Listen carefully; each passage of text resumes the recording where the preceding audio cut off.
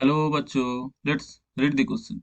That question says that if a angle of a triangle are in the ratio 4 is to 1 is to 1, then the ratio of the longest side to the parameter is। तो देखो यहाँ पर जो बात कर रहा है ना, क्या एक ट्राइंगल है। इस ट्राइंगल का जो एंगल का जो रेशियो है वो है 4 is to 1 is to 1। तो देखो मान लो ये जो एंगल है, एक एंगल है 4x, दूसरा एंगल है x और तीसरा एंगल भी x। ठीक है, इस तरफ से ये ओरिजिनल एंगल है। इसको जब सम कर लिया ना, तो एक x plus 4x plus x plus x क्या होगा, 180 होगा ना। क्योंकि एक ट्राइंगल का जो ऑल एंगल का जो सम होता है ना वो तो 180 है। तो यहाँ पर देखो 6x आया, 6x इक्वल्स टू 180। अब x आया, यहाँ पर देखो 30 डिग्री। तो मानो तो ये ए एंगल है, ये बी एंगल है और ये भी सी एंगल है। तो यहाँ पर जो एंगल आ गया देखो, ये ए एंगल क्या होगा 4x। एक्स का तो वैल्यू हमें पता कर लिया, तो मानो तो यहाँ पर 120 डिग्री होगा। और बी क्या होगा, बी और सी तो सेम ही है ना, बी तो एक्स है। तो यहाँ पर बी होगा 30 डिग्री और सी भी होगा 30 डिग्री। तो मैंने सब एंगल को तो ढूंढ लिया। देखो यहाँ पर एक डायग्राम ड्रा कर लो।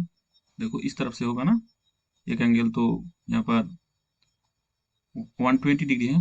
मानो तो ये 120 डिग्री, ये ए एंगल है और ये बी एंगल है और ये सी एंगल है।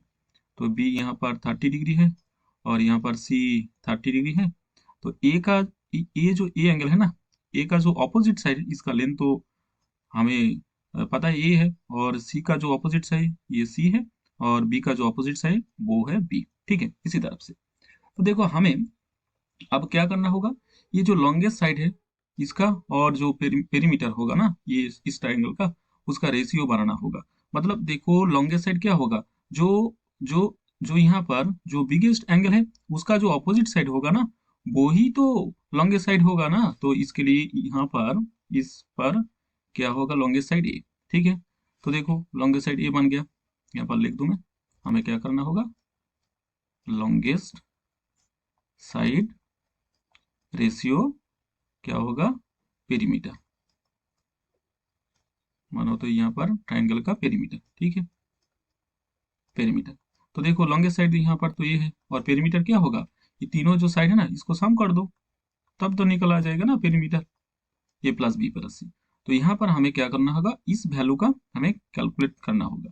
तो चलो सबसे पहले ए और बी और सी को ढूंढ लेते हैं। तो देखो एक रिलेशन हमें पता है ना, sine a by a, sine law से, साइन बी बाई बी। ठीक है, और साइन सी बाई सी होगा ना। तो मानो तो ये के है। ठीक है, तो देखो एक एक करके सबको ढूंढ लेते हैं। चलो देखो यहाँ पर साइन, मानो यहाँ पर ले लो 1/k ले लो। ठीक है, बहुत आसान हो जाएगा। यहाँ पर ए तो क्या होगा, ये और ये जब इक्वल कर दिया, ए इक्वल्स टू के साइन ए होगा। तो यहाँ पर के साइन ए का वैल्यू क्या है, 120 डिग्री है। तो साइन 120 डिग्री का वैल्यू क्या होता है, √3/2 होता है ना, √3/2। तो एक को ये वैल्यू का यहाँ पर तो निकल लिया। अब दूसरी बारी आती है बी का। ठीक है, देखो यहाँ पर बी क्या होता है, बी होगा ये और ये, इसको इक्वल कर दो तो बी आ जाएगा के साइन बी। तो यहाँ पर साइन बी का वैल्यू देखो यहाँ पर 30 डिग्री है ना, तो साइन 30 डिग्री मानो तो यहाँ पर हाफ होगा। तो क्या होगा, k/2 होगा। अब ये भी तो सेम है ना सी, तो यहाँ पर सी भी सेम होगा क्योंकि दोनों एंगल सेम है। इसके लिए सी भी होगा k/2। ठीक है, अब यहाँ पर रख दो। देखो यहाँ पर सबसे पहले यहाँ पर लिख लूँ तुम्हें, यहाँ पर लिख लूँ। देखो हमें A divided by A plus B plus C ढूंढना होगा।